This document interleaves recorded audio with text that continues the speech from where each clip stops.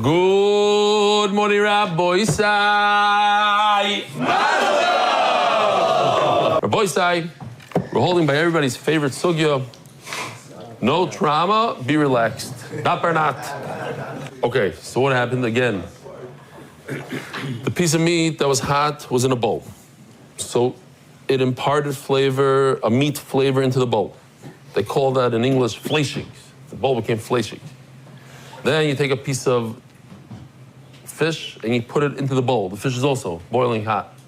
So because it's hot, it could pull the flavor out of the bowl. But because there was a bowl in between the fish and the meat, that's called the flavor, the son of the flavor. It went through too many stages to give it a strong flavor. If the meat touched the fish and they were both hot, then the fish would be real fleshig fish, and then you would not be permitted to eat that fish with milk.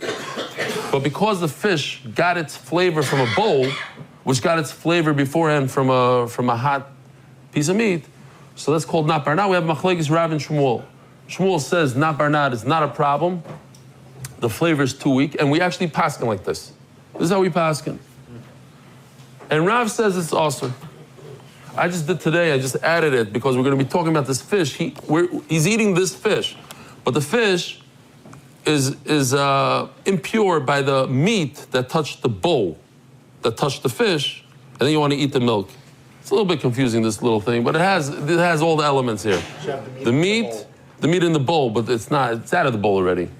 The meat touched the bowl, which touched the fish, and now you want to drink milk together with the fish. So we're just going to use it later maybe for a second. Itmar.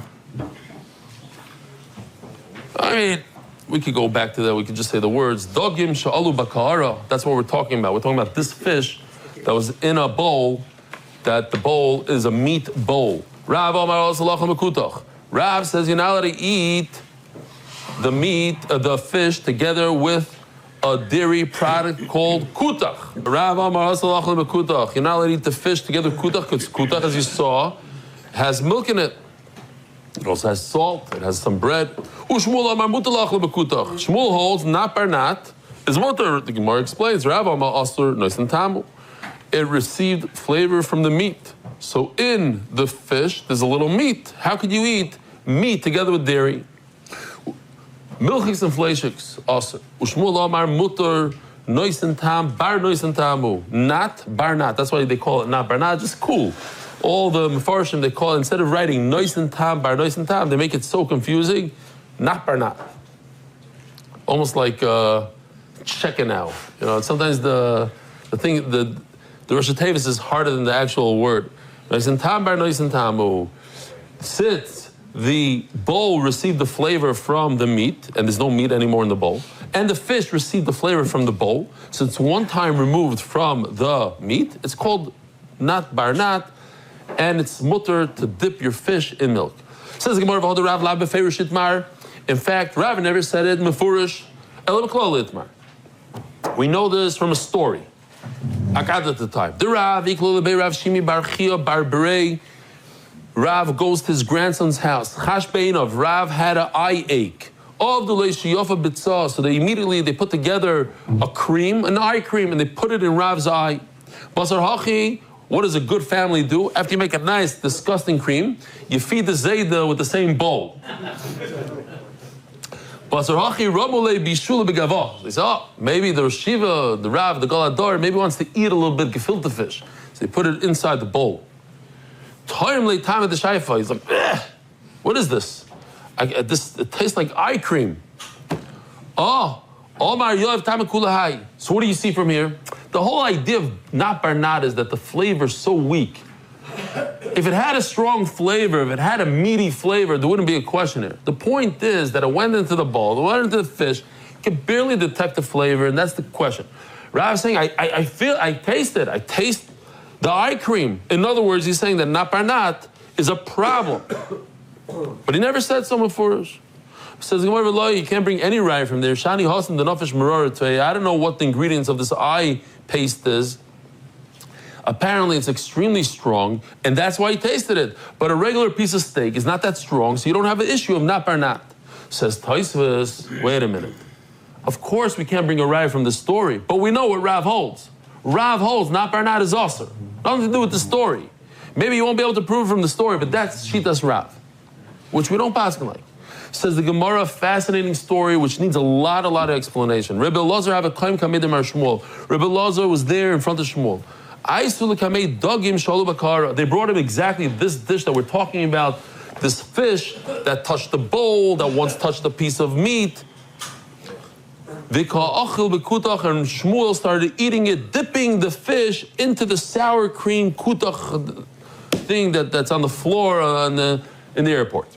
And they gave a little bit to Rebbe Elazar and he refused to eat it. In other words, he says, I don't eat, not barnat. I don't eat a piece of fish that touched the bowl, that touched a piece of meat earlier on. Both, of course, hot. Omalei, Shmuel got upset. L'rabach, your Rebbe, who's your Rebbe? Rav. L'rabach yahavele v'achal. I fed your Rebbe called Rav a piece of fish and he dipped it into kutach. V'at lo yachal. You think you're better than your Rebbe? That's never a good thing to act more chashav than your own Rebbe. What kind of business is this? That you're makbid or not barnat when your own Rebbe didn't? Also, kamei the Rav. So Rebbe Elazar runs back to his Rebbe. Omar lei hodabe mar mishmaite. I don't understand, Rebbe. I heard this from your own mouth. You said in shir that not barnat is aser, that this fish would be aser to eat with milk. Why in the world did Shmuel tell me that he fed it to you and you ate it? Omar lei chasle lezari chas v'sholem to the children, the Abba bar Abba, which is Shmuel's father. The lisvili midi veloi spiritually. No way in the world would he give me something that I don't hold of. In other words, loi hoyu dvar moilam. The story never happened. He never fed me fish, and I never dipped it in kutach.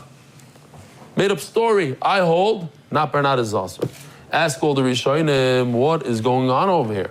How's it possible that Shmuel lied? Comes out a lie. He tells Rebbe Elazar, I fed your Rebbe, and his Rebbe says, I don't know what you're talking about. I never ate this. There's a number of tirutzim. I don't know that anyone will be extremely satisfying to the oil, but one teretz is that he meant a different Rav. Another teretz is the Ritva says that he was exaggerating. In other words, he's saying, even if I fed it to your Rebbe, you would eat it. What's your problem? Why are you being... Not that I physically fed it. The Rajdam, who lived 500 years ago, in the time of the Beis Yosef, he says that, no, he actually fed it to him. Because he thought Shmuel was under the impression that Rav knew what's going on here, that he understood that this is, what did the Gemara call it? The fish that's in a pot. What is it called? How do you know it's Daf Kuf Yud Aleph? In Zichru. Dagim Shal Bakara. He knew it's Dagim Shal Bakara, and Rav ate it. So then he barvarns the question, but how is it possible that a Tana, Rav is a Tana Upolig? A Tana would be Nichshal and not Barnat. So he says, no, it's not Nichshal, because the Allah is like Shmuel, that you're allowed to eat not Barnat. So he by mistake ate not Barnat, and Shmuel was under the impression that he knew about it. He says, I fed it to your Rebbe, and your Rebbe ate it. Okay. Each different tirutzim, pick and choose. Says Rav Huna and Rav Chia Barashi have a Yasvel. Another story. Both Rav Huna and Rav Chia were sitting. Chad b'haigis the Ma'abara, the Surah, v'chad b'haigis the Ma'abara. They're both sitting on opposite sides of the river by the bridge. Lemar aisu dogim shalu b'kara, v'achal b'kutach. One, they gave this fish that we're talking about. I guess it was a common thing to have hot fish that was in a bowl. They didn't have a lot of bowls. Look, it's not like they had disposable. They make a paste, and then they use the same bowl to give to their zaidi. Why? They don't have another bowl. How many bowls do they have? 2 bowls. Each bowl is $100, whatever. So they gave fish that touched a bowl that touched meat, and he ate it with kutach. Now here's the question. This is mamish halacha l'maisa. We can learn a lot of stuff from this. If you eat sushi in the middle of your Shabbos meal after you wash tamaitzi, do you have to make a bracha on it? Sushi, no. What if they bring you a bowl of ice cream right after Hamoitzi? Do you have to make a shahakal on it? Yes. Okay. Good. Good. What are we pasking? Mati? Do you have to make a bracha? On ice cream. What about on a fruit? Yes. Yes. Okay. So, what about? Do you have to make a bracha achroina? Do you have to make a boirei nefashos after you eat the ice cream that you made a shahakal in the middle of the meal? No. No. You sure? Yes. Okay. So, let me show you Rashi here for a second. You don't have to look inside. You can look over here on the screen. It says Rashi Teinim in the middle line. Too many lines here by mistake.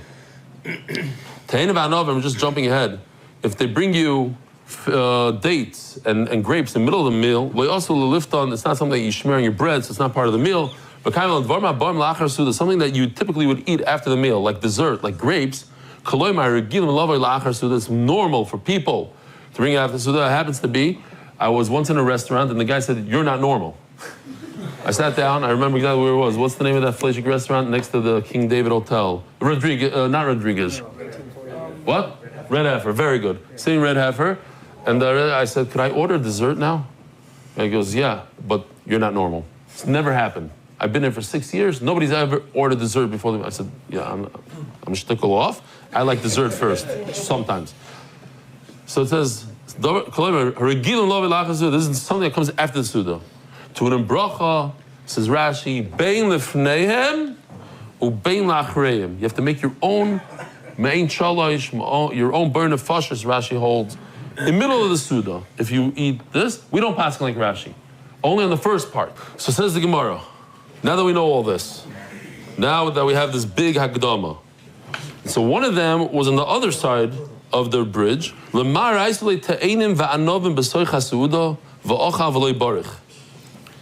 brought him the dates and the grapes in the middle of the Suda, and he ate, and he didn't make a bracha. So says the Gemara, Yasma, you're mamish an orphan. You don't have any seichel, says Rashi. What's wrong with you? You're gonna eat fish that touch the meat plate? Oh, Rabbi Chachi, do you have like a Messiah? I love that. You have a Messiah? What's your Messiah? And the other one says to Israel, Yasma, you're the orphan. Oh, Rabbi Chachi, he eats bananas in the middle of a meal, he doesn't make a bracha. So the other one answers, really. What do you mean? I hold like the halacha that not barnat is okay. Not enough flavor to make it meat. I hold like your Rebbe Chia, bread makes all food in the meal. You don't have to make a bracha, even fruit. V'yayin poiter kol mini mashkin. And wine makes all other liquids mutter to drink without a bracha. That's the halacha. That wine patters mashkin, but bread is not the halacha. I don't know, the dalet, I have to figure out why it says dalet. The bread does not patter all the desserts and everything. Oh, Marchizki, I don't know if people are so familiar with the wine thing. That we make boirei priagafa, and now you don't have to make a bracha shalom aleichem. You don't have to make a bracha on apple juice and all this other stuff. The boirei priagafen gives you a p'tura on other drinks, just like hamoitzi gives you a p'tura on other foods. Bottom line, not barnat, this fish that touched the bowl, that touched the meat. This is the halacha. The fish that touched the bowl, that touched the meat, that's the halacha. You're allowed to eat it with milchiks. New halacha. This is a big chiddush. Until now, we're talking about hot meat that touched the bowl, and then the hot fish touched the bowl. Over here, we're talking about how do you say tznoin in English? Radish. A radish that's sharp, but it's cold. So you have two things going for it. It's sharp, but also the knife, the power, the force of the knife also has the fleishiks or whatever it is go into it. You have a knife that cut meat earlier, and now you're cutting a cold radish. So the sharpness of a knife pushing down in the knife, plus the sharpness of the radish. Also, you're not allowed to eat it together with the milk. This is only a radish, the agav churpe bala, because it's very sharp, so that's why it's able to absorb more than a usual food, and that's why the meat will go into the radish. But ochal kishos, but if you eat, here's kishos. First of all, radish. What's radish? This is radish. Beautiful pictures. Just the letters, everything. Mamish, unbelievable. So if you eat kishos, like a squash. Squash is on the sweet side. You know that squash soup that they make? It's on the sweet, butternut squash. It's sweet. So what do? Garlic sake va'achal. All you need to do is cut away from where you cut, and you're good. Kilcha de lifta, the leaves of a turnip. We're not talking about the turnip itself, because I guess that's sharp. But the leaves, kilcha de lifta shari. Okay, I don't know what it is. Then that you're allowed to eat without doing anything. You might have to wash it off, but you don't have to cut anything off of it. The silka, but the leaves of beets, asiri, because they are sharp. And once again, so you see the beets on the right side, the beet itself is sweet, but the leaves of the beet are sharp and they're similar to that of a radish. So that's problematic. The leaves of the middle one, they look similar, they're green, but they're sweeter, so that's not a problem.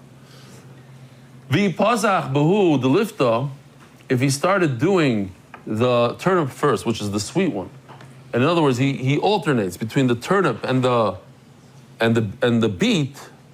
So, well, we're talking about kutach over here. Can you eat kutach afterwards? The knife has meat in it. We have a meaty knife, and you're cutting these leaves, and then you want to eat the leaves with kutach. It's the same thing, not barnat kind of situation. Instead of a bowl, you have the knife, and you had the knife which had meat on it. So if you alternate between the sweet and the sharp, the sweet takes away the sharpness. Shaper dami, that's okay.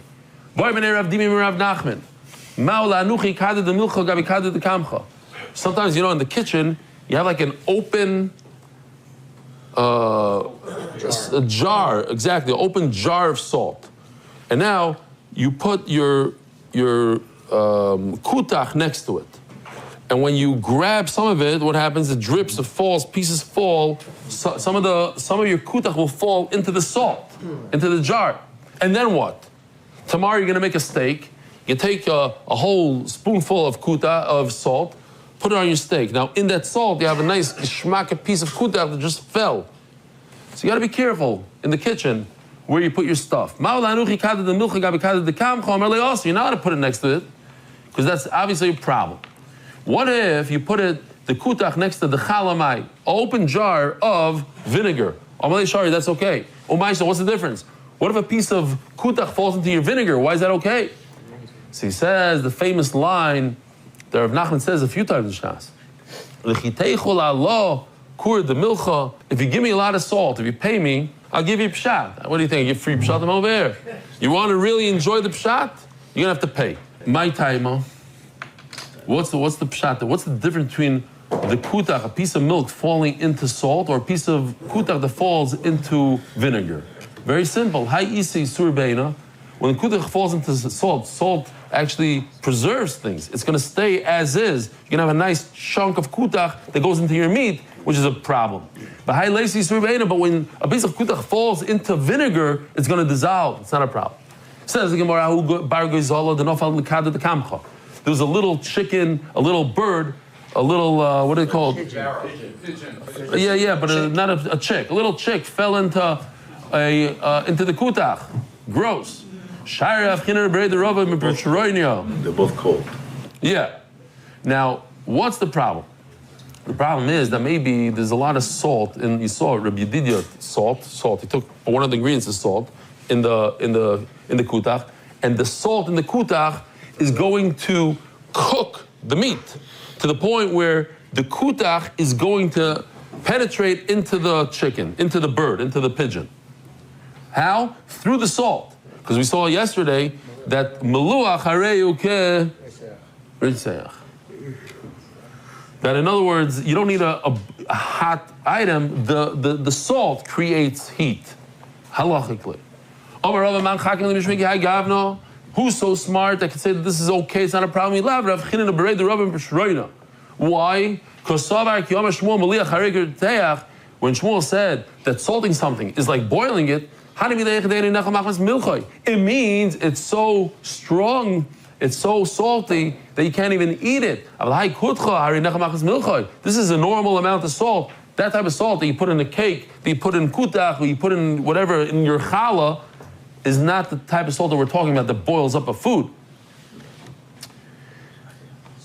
And the whole thing is when this bird is raw. That's one shot. But if it was already roasted, then it penetrates and you need to remove the outer layer. And if it has like cracks in it, then through the cracks, the kutach will penetrate and ruin the entire bird. And if you spice it, like we saw yesterday, it softens up the meat. It's awesome. This is gross, should be gross. This is a very super interesting shayla. I'm sure many of you had this problem. You take a hamburger and you put it on a bun, and the nice red juice goes into your bun. Are you eating blood? No. Why? What?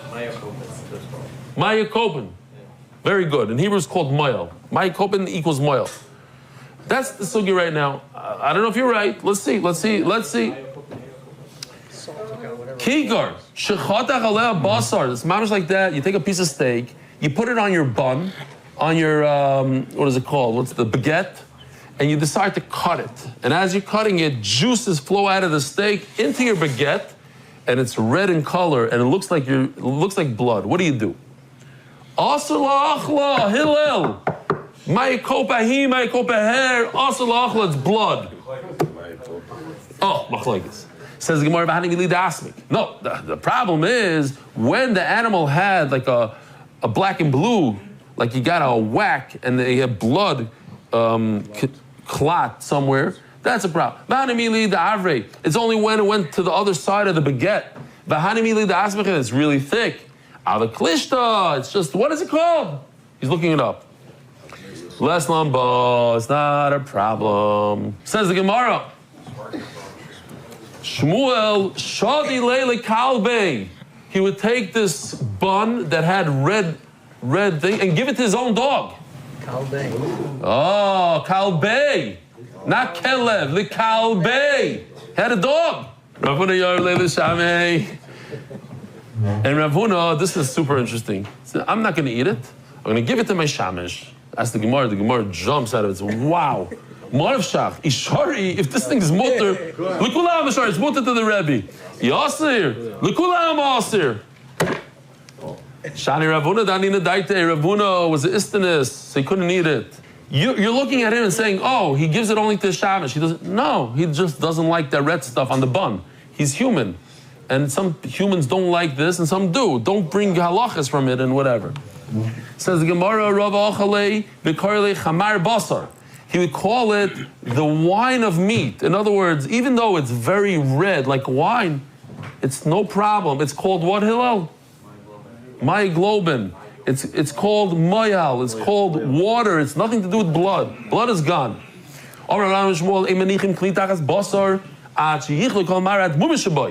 Do not put a vessel underneath the meat to catch. Again, I don't even want to go there, but we showed the video, right? Yeah. Of this, these people used to drink that. Okay, we're not going to show it again. We won't show it again. They would drink the fat. Do not try to catch the fat because there's some blood coming off the meat into the bowl, and you're gonna by mistake eat the flat. So says Gemara, how do you know? How do you know that it's done? Says Gemara, when it stops smoking, smoke is the signal. Maybe it's smoking because the bottom is burning out, but the top is not even done at all. You know how when you make a steak, sometimes and there's a bunch of blood over there. There's no way to figure this out. You give it a little two like things of salt. and then you take off you pour it slowly and easily from the top so that the fat falls into another vessel. Like that, you catch the fat, the blood remains on the bottom. Says Rashi, you do yara shumana elyon benachas mikli kli k'deshisar v'adam boy that the blood should mix. V'risi b'halachas g'dois the dafkin okat trei gloli. It's a certain amount of salt, a very small amount of salt. Kloimar mat melach. A melach harbe, he says, if you do too much salt, it's not good to put too much salt because then the blood is going to get mixed into the fat because it will liquefy, it'll make it thinner. It'll thin out the blood to the point where it'll mix into the meat and it'll become a problem. The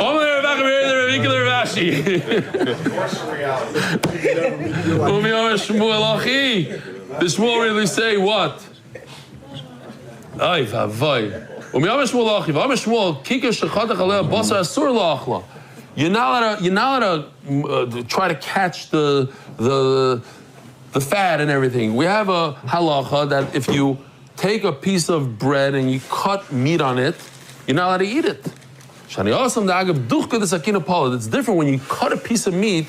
We have to understand what's going on in this. I can't say I understand it 100%, but there seems to be, in addition to all the blood that just comes out naturally, we're not worried about it, deep inside there's some blood, and that when you put the pressure of the knife, that pushes the blood out, and that's the problem with your bread. Rabbi Sai, have a wonderful day. Merit the schus of spreading Torah throughout the world. Sponsor a shir today. MDYsponsor.com or sponsor at MDY.com.